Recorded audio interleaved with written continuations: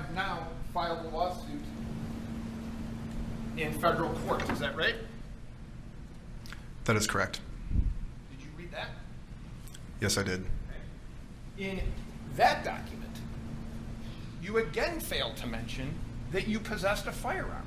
Is that right? That is correct.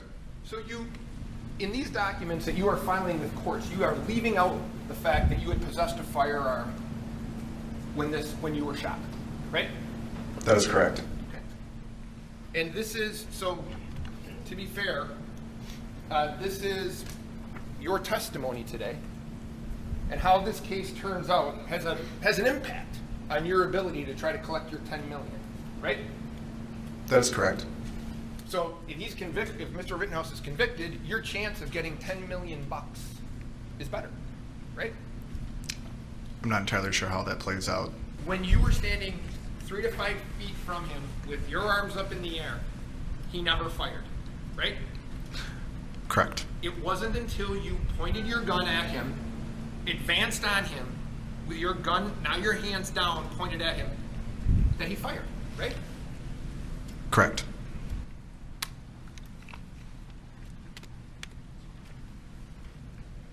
Right now, the second week in the murder trial of Kyle Rittenshouse is currently underway. In fact, just moments ago, the jury heard emotional testimony from a man who was shot by Rittenhouse the night of that attack in Kenosha, Wisconsin. Here's NBC News correspondent Gabe Gutierrez.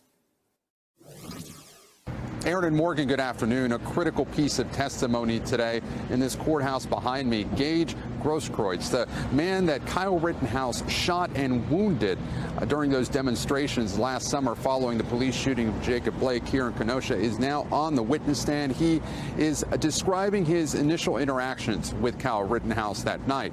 Now, importantly, he is telling the prosecution that he brought his own weapon to the demonstrations, that he came down here as a medic.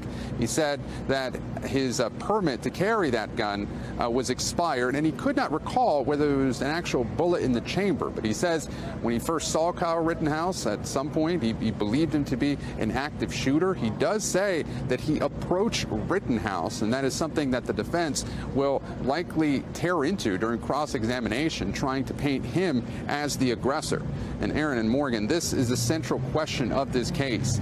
Did Kyle Rittenhouse act in self-defense? That is what his attorneys are arguing. But last week, the prosecution began to lay out its case, playing about a dozen videos or so from different angles about Rittenhouse's interaction with another man, Joseph Rosenbaum, the first that he shot. Rosenbaum was killed, but Rittenhouse is claiming again that he acted in self-defense. The prosecution trying to convince the jury that it was a Rittenhouse who was looking for trouble and drawn to chaos, as they put it, like a moth to a flame. Now, the prosecution is expected to rest its case potentially as early as perhaps tomorrow. Then it will be the defense's turn, and Rittenhouse's attorneys have indicated that he will testify himself. Aaron and Morgan, back to you. Thanks for watching our YouTube channel. Follow today's top stories and breaking news by downloading the NBC News app.